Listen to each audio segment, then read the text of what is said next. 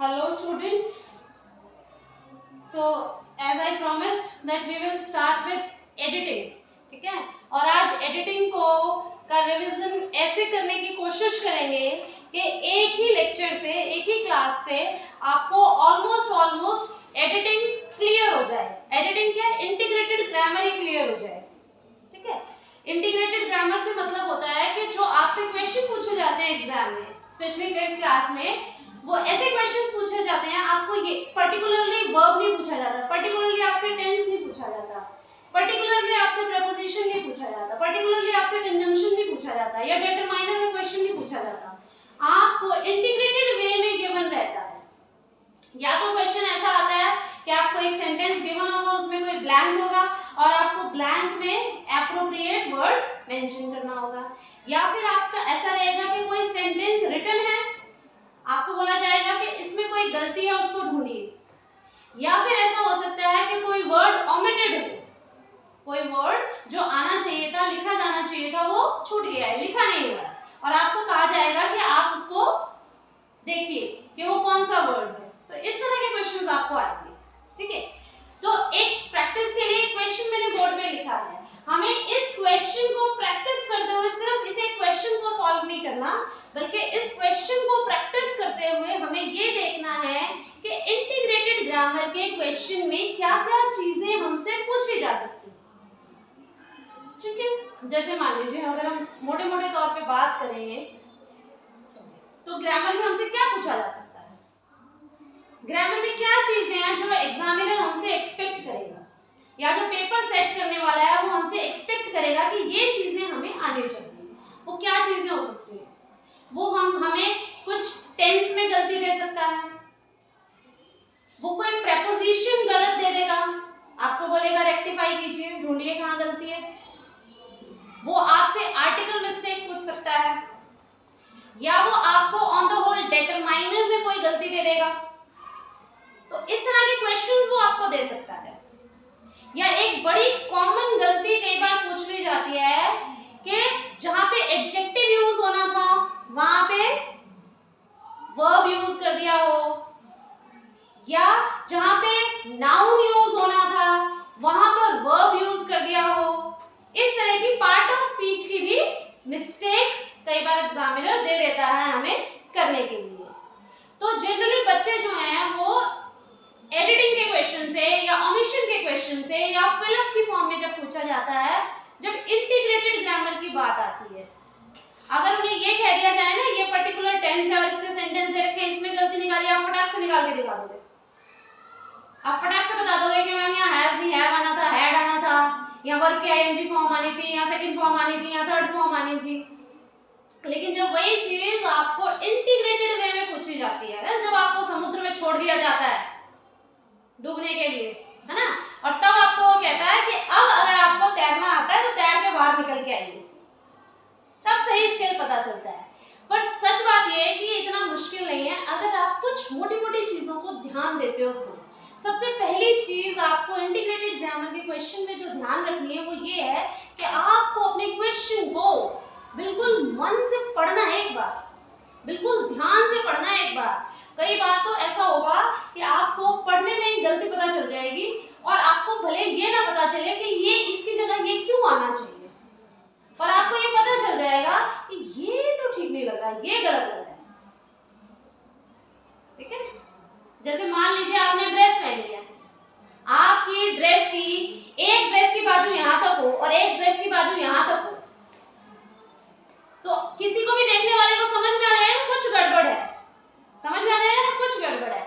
ऐसी ही गड़बड़ आपको इंटीग्रेटेड एक्सरसाइजेस में भी देखने को मिल जाएगी कि अगर आप उसको केयरफुली वॉच करोगे, केयरफुली रीड करोगे, तो आपको कहीं ना कहीं कोई ना कोई गलती दिखाई दे ही जाएगी। ठीक है, और उसके साथ साथ थोड़ी ग्रामर की समझ, कम से कम मोटी-मोटी समझ जरूर होनी चाहिए। ठीक है, चलिए स्टार्ट करते हैं। पहले इस पैराग्राफ को रीड करते हैं। ठीक है, मेरे साथ साथ आप भी रीड कीजिए। One day, as the girl was played in the courtyard, the ball bounced very high that it flew through the neighbor's window. Unfortunately, a ball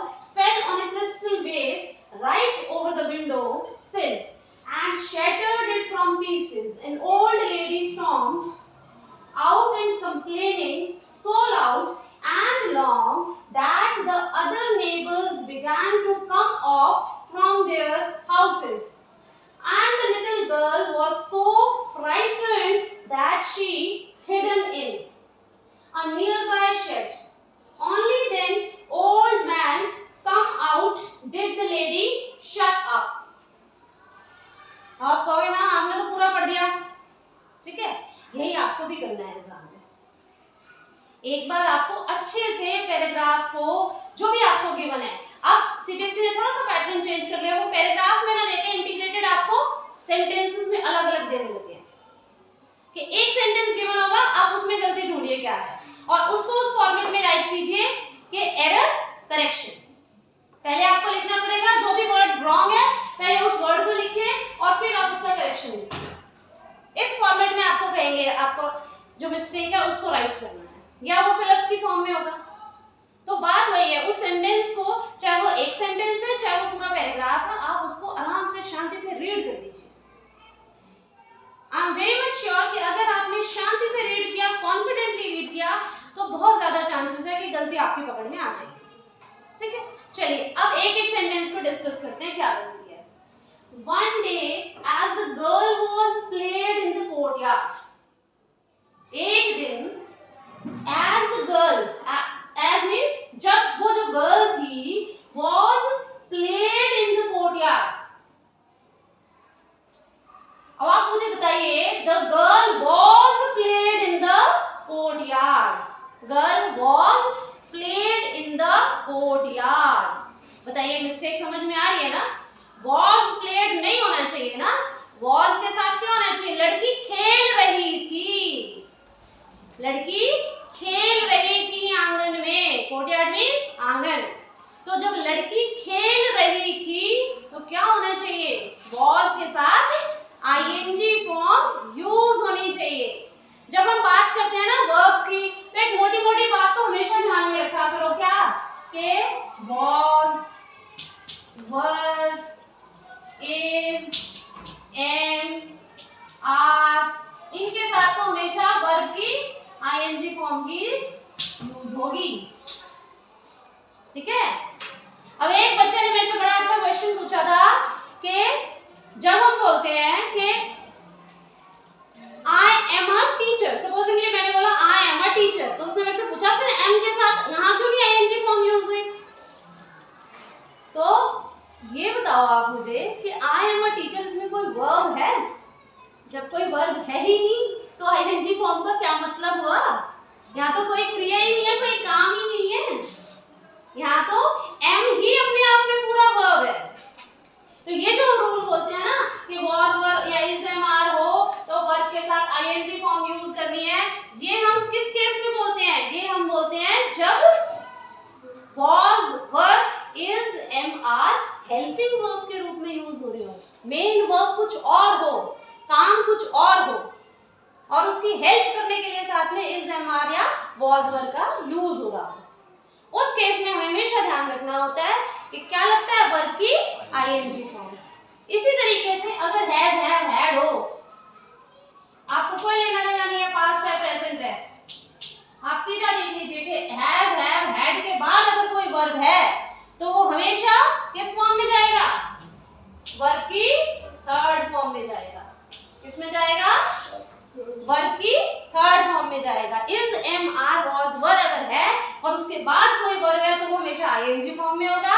has, have, had के साथ में अगर कोई वर्ब है तो वो हमेशा थर्ड फॉर्म में होगा। इसमें तो आपको कुछ सोचने विचारने की जरूरत ही नहीं है। और साथ साथ अगर हैज बीन या हैव बीन भी हो, हैज बीन या हैव बीन भी हो या हैड बीन भी हो, हैज, हैव, हैड, बीन भी अगर यूज हुआ हो तो इसके साथ भी वर्ब की ing फॉर्म ही होगी।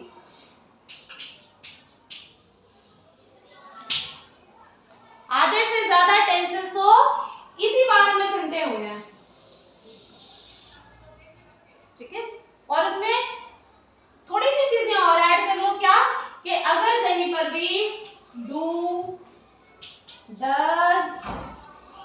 डिड का यूज है तो उसके साथ वर्ब की फर्स्ट फॉर्म, डू डज या डिड का यूज है तो उसके साथ वर्ब की फर्स्ट फॉर्म। ये गलती कई बार आ जाएगी आपके सामने कि सेंटेंस में डू डज या डिड का यूज है और आपको वर्ब के साथ या तो एस या ईएस लगा दिया या वर्ब की कोई और फॉर्म गिवन कर दी, आईएनजी लगा दिया वर्ब के साथ, वर्ब की सेकंड फॉर्म कर दी, वर्ब के साथ एस या ईएस का यूज कर दिया। आपको फटक से गलती समझ में आनी चाहिए कि क्या होना चाहिए था, क्योंकि डू डज या डिड का यूज है इसलिए वर्ब की फर्स्ट फॉर्म आएगी। तो ये जो टेंसेस के छोटे छोटे से रूल हैं इनको आप बिल्कुल दिमाग में रख लीजिए। अगर ये आपने दिमाग में रखे तो चांसेस हैं कि आप टेंसेस की गलती को पकड़ लोगे। चलिए आगे चलते हैं। तो इसकी गलती पता चल गई, प्लेड की जगह क्या होना चाहिए था, प्लेन। क्या होना चाहिए था, प्लेन।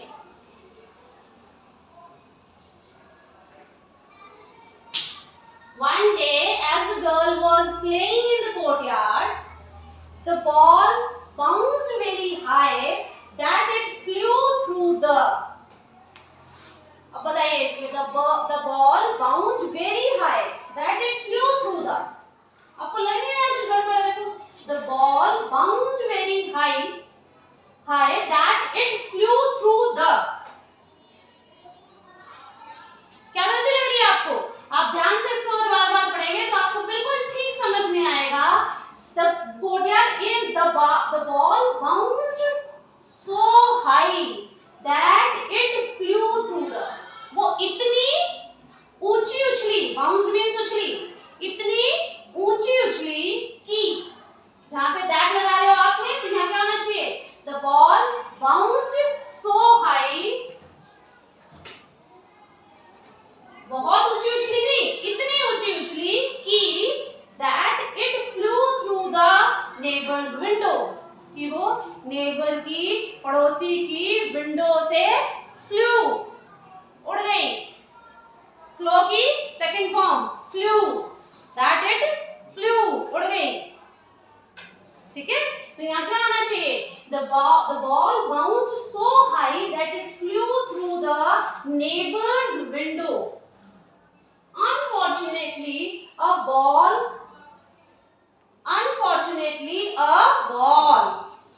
मैंने आपको क्या बताया हुआ है, क्या चांसेस रहते हैं, गलती या तो वर्ब की होगी या प्रेपोजिशन की होगी या आर्टिकल की होगी, डिटरमाइनर्स भी, अदर डिटरमाइनर्स भी हो सकते हैं। ठीक है, तो देखिए आपको यहाँ पे क्या लग रहा है, अनफॉर्चुनेटली अ बॉल। अब जब हम कह रहे हैं अ बॉल का क्या मतलब है, एक बॉल, कोई एक बॉल। अब बताइए क्या ये गलत नहीं है, कोई एक बॉल थोड़ी, हम जिस बॉल की बात कर रहे हैं उस बॉल के बारे में तो हम इससे पिछले दो सेंटेंसेस में पढ़ लिया हमने। कौन सी ball, that bounced so high that it flew through the neighbor's window, वो वाली बॉल जो इतनी ऊंची उछली थी कि वो पड़ोसी की खिड़की में से उड़ गई। ठीक है ना, तो वो तो हमने पहले पढ़ लिया। जब कोई चीज हमारे लिए नोन है, जिसको हम जान चुके हैं, जिसका इंट्रोडक्शन शुरुआत में हो चुका है, जब आप किसी चीज को स्टार्टिंग में इंट्रोड्यूस करते हैं तब आप कहते हैं अ गर्ल, अ बॉल। लेकिन जब आप, जैसे ही आपने उसको इंट्रोड्यूस कर दिया, अब वो अ बॉल से हटके क्या हो जाएगी, द बॉल, क्योंकि अब हम पर्टिकुलर बॉल की बात कर रहे हैं। ठीक है, तो यहाँ पर गलती आपको समझ में आ जाएगी कि अ बॉल ना होकर के क्या होना चाहिए, द बॉल होना चाहिए। Unfortunately the ball fell on a crystal vase right over the window. Fell on a crystal vase, सोच के देखिए, क्रिस्टल वेस वहां पे रखा हुआ था, उसके ऊपर जाकर वो गिरी। On a crystal vase। अब अच्छा अगर आप कहोगे मैम फिर यहाँ भी एक ही जगह द आना चाहिए क्या? क्योंकि क्रिस्टल वेस अभी हम उसकी बात कर रहे हैं फर्स्ट टाइम अपनी कहानी में, तो ए ही आएगा। हाँ, इसी की बात अगर फिर दोबारा करेंगे तो हम फिर क्या यूज करेंगे, फिर कौन सा आर्टिकल यूज करोगे, द, फिर आप कहोगे द क्रिस्टल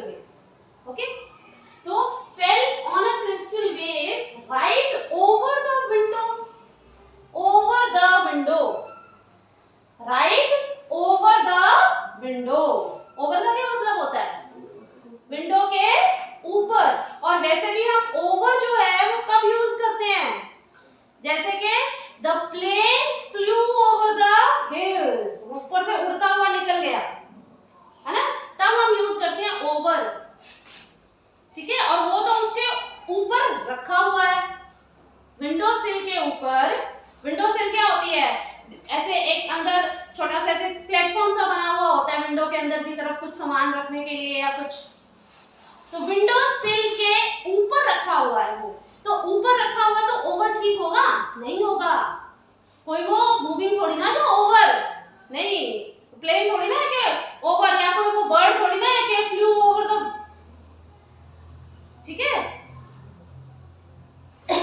तो यहाँ पे क्या आना चाहिए, fell on a crystal vase right on the window sill, क्या होना चाहिए, fell on a crystal vase right on the window sill and shattered it from pieces, and shattered it from pieces, shattered means टूट गया, टुकड़ों में टूट गया, pieces means टुकड़ों में टूट गया।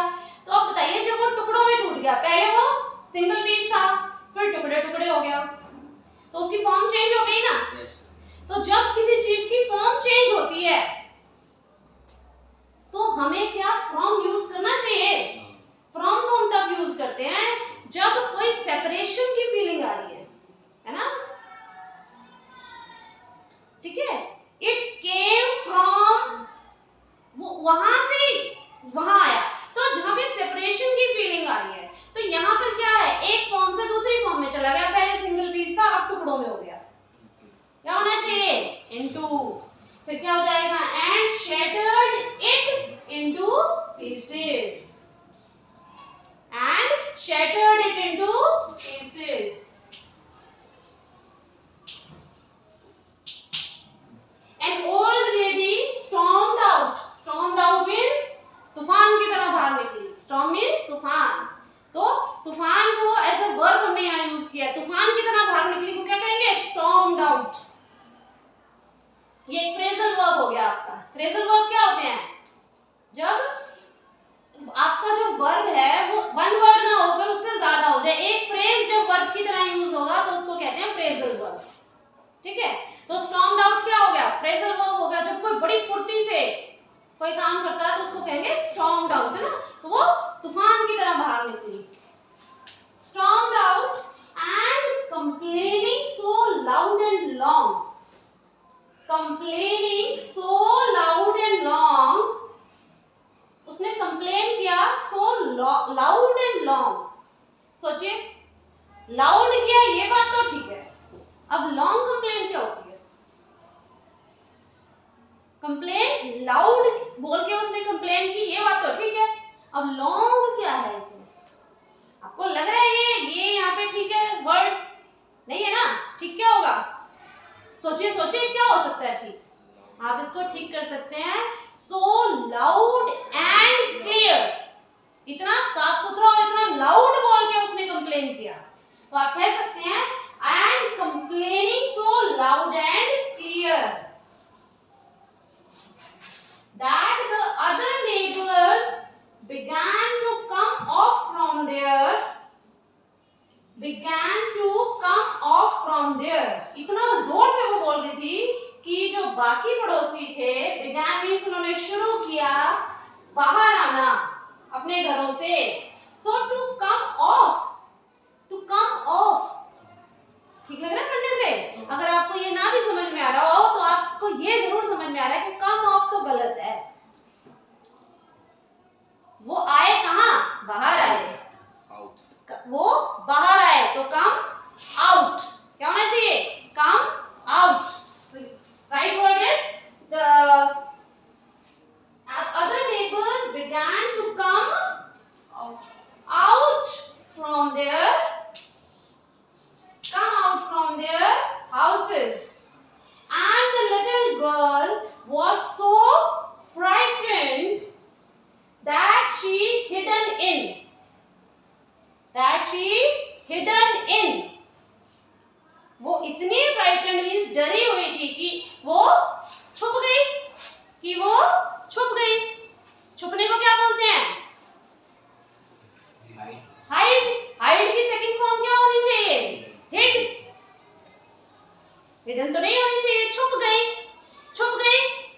Second form of the verb use करेंगे, है ना? तो क्या हो जाएगा, हिडन की जगह होना चाहिए hid. The little girl was so frightened that she hid in